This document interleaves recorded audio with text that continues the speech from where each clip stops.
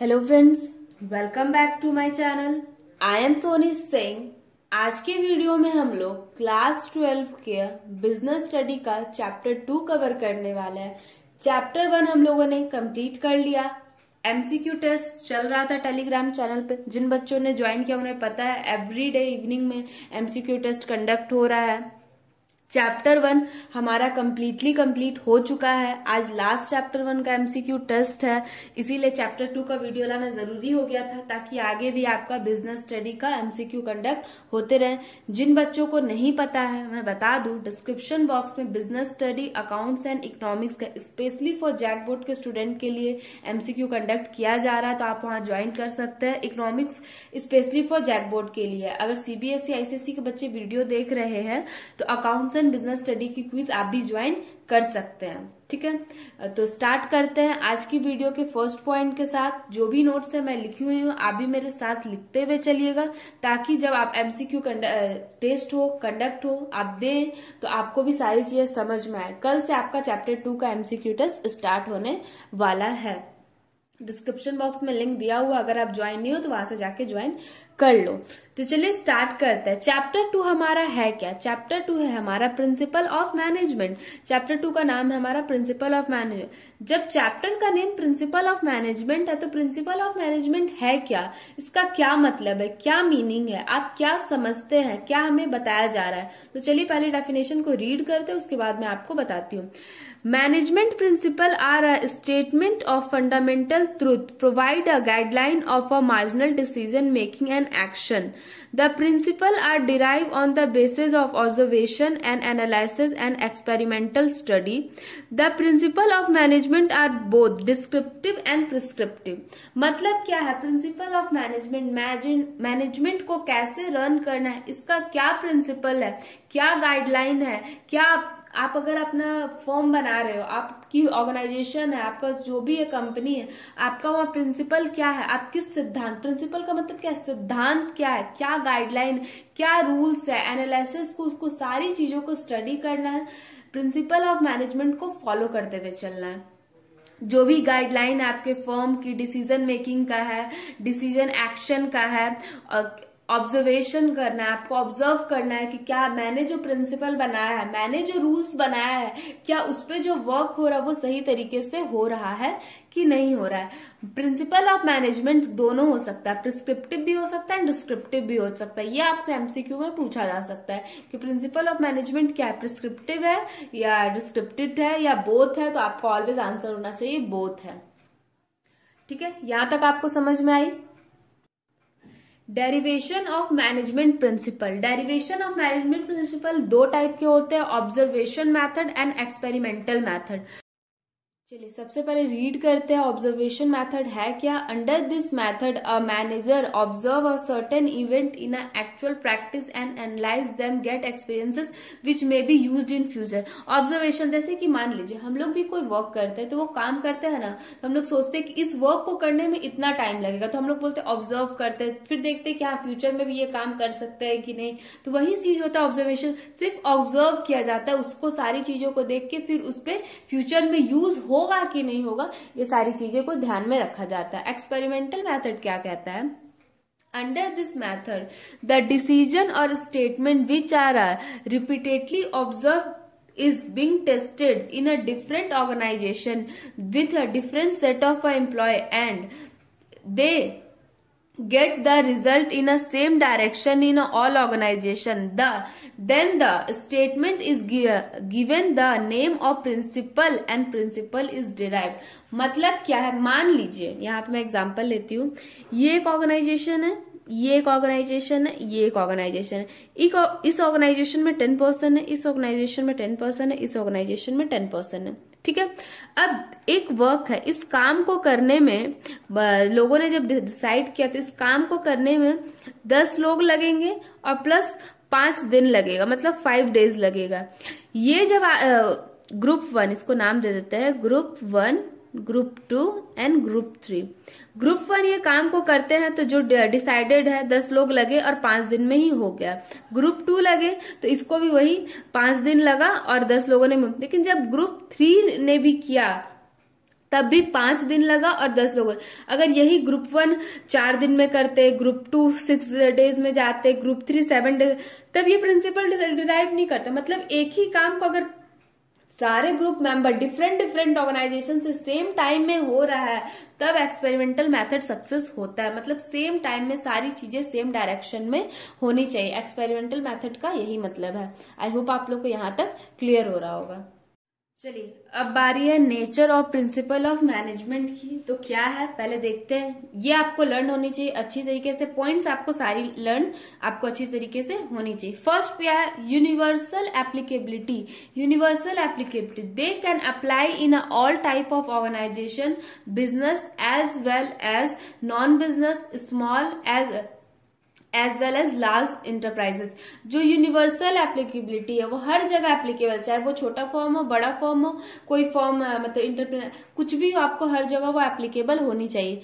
General guideline, देखिए general guideline क्या होती है, हर फर्म के अलग नियम होते हैं, हर इंटरप्राइजेस के अलग रूल्स रेगुलेशन होते हैं। लेकिन आप जब स्टार्टिंग में ही आपके एम्प्लॉय है तो आपको उसको जो आपके रूल्स है आपको वो डिस्क्लोज कर देने चाहिए। जैसे कि लिखा है, they are a general guideline of a action of decision making, however they do not provide a readymade solution of the business environment after changing this और डायनेमिक। मतलब ऑलवेज नहीं, आपको सारी चीजें अपना जो जनरल गाइडलाइन है वो डिस्क्लोज कर देना चाहिए। तीसरा पॉइंट क्या कहता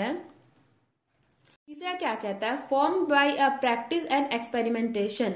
मतलब प्रैक्टिस क्या है, they are a developed after through a research work on the basis of a experiences of a manager. कोई भी अगर आप काम करें, कुछ भी चीज पे रिसर्च कर रहे हैं, तो आपको हर लोग से पूछना, मतलब जो आपके ग्रुप मेंबर है सबकी राय, सबकी चीजों को आपको जानना पड़ेगा, तभी आप उनके एक्सपीरियंसेस को लेके उस पर वर्क कर सकते हैं। फ्लेक्सिबिलिटी, अब फ्लेक्सिबिलिटी क्या है, principle of the management can be adapt and modify by the participating manager as they demand to the situation as they man made principle। मतलब फ्लेक्सिबिलिटी, कभी कभी क्या होता है, जरूरी नहीं है जो सिद्धांत है वो सही हो सकता है, कभी कभी उस फॉर्म के लिए शायद ना हो, तो आपको कभी कभी क्या होता है, कुछ कुछ चीजों के लिए आपको अपने सिद्धांत, आपको सिचुएशन को देखते हुए, प्रॉब्लम को आपको एक रूल बनाना चाहिए। नहीं, इस तरह से मान लीजिए कि हमारा फॉर्म है कि सबको आपने अपना फर्म का टाइम रखा है सुबह 7 बजे से लेकर शाम के 5 बजे तक,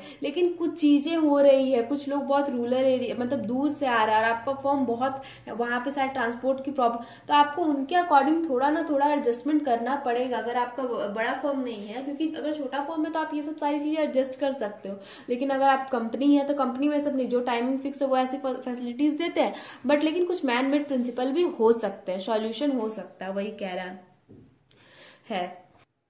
नेक्स्ट पॉइंट आता है behavioural. Since the principle aim in inflecting complex human behaviour, they are behaviour in nature. मतलब उनका जो बिहेवियर होता है, देखिए सबका बिहेवियर सबके अकॉर्डिंग मतलब सही होना चाहिए, प्रिंसिपल भी यही कहता है।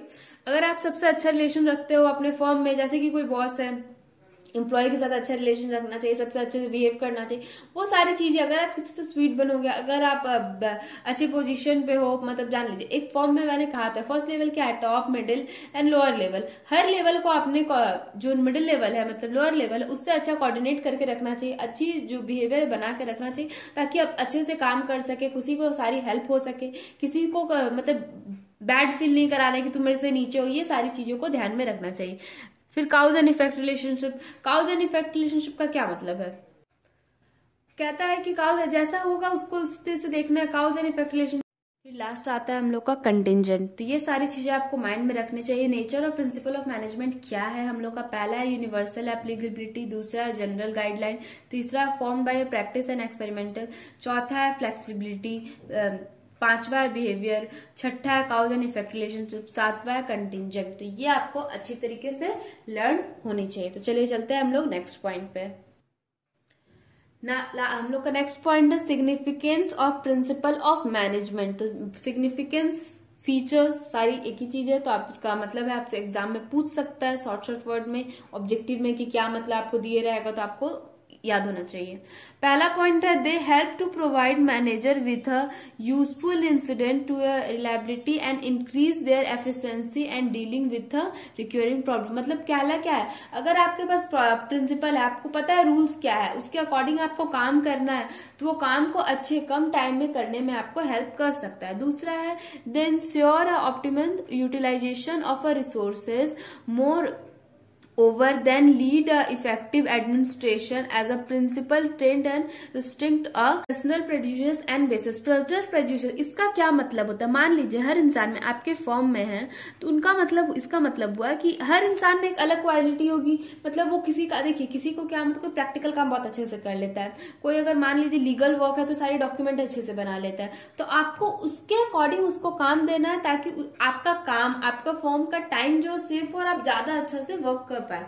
तीसरा नंबर पे आता है they help to meet the changing requirement of the environment to the best advantages an organization. मतलब चेंजिंग रिक्वायरमेंट, मतलब जैसे मान लीजिए पहले होता था ऐसा, फिर कुछ ऐसा, तो आपको टाइम टू टाइम अपने फॉर्म को चेंज करना होगा। जरूरी नहीं है पहले ऐसा होता तो, मान लीजिए पहले ऑफलाइन ट्यूशन होते थे, कोविड आया तो सब ऑनलाइन में शिफ्ट हुए ना, तो उसी तरीके से आपको चेंज होने की जरूरत है। चौथा number they help in fulfilling a social responsibility of organization principle. मान लीजिए सिद्धांत है, अगर आपका मम्मी बोलती है ना बड़े बुजुर्ग ऐसा कह गए हैं, तो अगर उसके अनुसार कुछ सिद्धांत है, ऑर्गेनाइजेशनल प्रिंसिपल्स भी हम लोग पढ़ रहे हैं, तो उसकी रिस्पॉन्सिबिलिटी को भी फुलफिल करने में हेल्प करता है। पांचवा number they facilitate scientific reason making as they emphasis on a logical thinking rather than a behind faith. मतलब आप किसी पे, जैसे फॉर्म है होता है जान पहचान के, तो आप किसी पे ब्लाइंड फेथ नहीं कर सकते, उसके वर्क को भी आपको पर्टिकुलरली देखना होगा। फिर छठा आता है रिसर्च एंड डेवलपमेंट। तो ये सारी चीजें सिग्निफिकेंस आपके लिए सबसे ज्यादा नेचर हो जाता है ध्यान में रखने के लिए। बहुत से बच्चों ने मुझे फर्स्ट चैप्टर का तो क्या दीदी हमें केस स्टडी करनी है, तो देखिए case study in the sense आपको उससे, लेकिन आपको अगर कुछ दिया है पर्टिकुलर और कि इन्होंने ऐसा कहा है, उस पर बहुत अच्छी खासी डेफिनेशन दी हो, तो आपको उसको एक बार में रीड जरूर करके ध्यान में, क्योंकि ऑब्जेक्टिव आप नहीं बोल सकते कि आपका कहाँ से पूछ क्वेश्चन आएगा, आपको नहीं पता है। जैसे कि अभी हम लोग पढ़े फ्यूल प्रिंसिपल ऑफ मैनेजमेंट, ये आपका बहुत ही इंपॉर्टेंट पॉइंट है। इससे 3 से 4 क्वेश्चन बन जाएंगे। मैं यहीं पे जो लिखाई उससे 3 से 4 क्वेश्चन आपके बन जाएंगे। तो प्रॉपर थ्योरी नोट्स बना के रखो ताकि आपको प्रॉब्लम ना हो। फ्यूल प्रिंसिपल, अभी हम लोग क्या पढ़ रहे हैं? Fuel principle of management. इनका पूरा नाम था हेनरी फ्यूल। इनका डेट ऑफ बर्थ आपसे एग्जाम में पूछेगा नहीं, अगर पूछता है तो इनका डेट ऑफ बर्थ था 29 जुलाई 1841 में इनका ये डेट ऑफ बर्थ है, ठीक है। और इनका डेट 1925 में इनका डेथ हो गया था। इन्होंने डिग्री ली थी मीनिंग इंजीनियरिंग एंड ज्वाइन किया था फ्रांस में। उन्होंने एक डिग्री ली थी अपनी स्टडी करके मीनिंग इंजीनियरिंग की, एंड उन्होंने ज्वाइन किया था France meaning company. Meaning company मतलब जैसे कि खुदाई का कंपनी जो होता है, बहुत सारी जैसे खनन वाली प्रक्रिया थी, वो वाली फॉर्म में इन्होंने ज्वाइन किया था। 1860 में एज अ इंजीनियर उन्होंने ज्वाइन किया था।